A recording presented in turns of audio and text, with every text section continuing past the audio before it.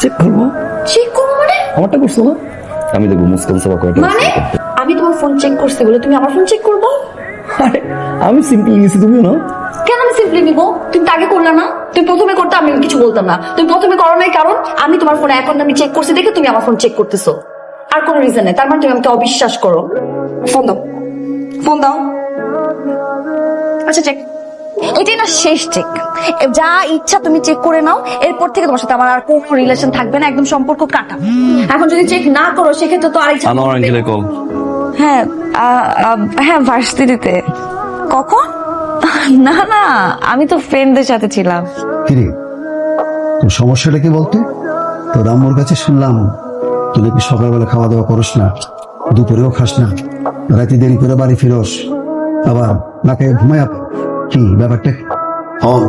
তোর জন্য একটা মায়া ঠিক করছি, আমি মায়া পছন্দ করছি।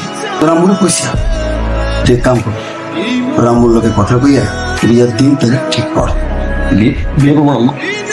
তোর নিজের কোনো পছন্দ আছে তাহলে সেটা বল, আমরা সেটার ব্যবস্থা করি।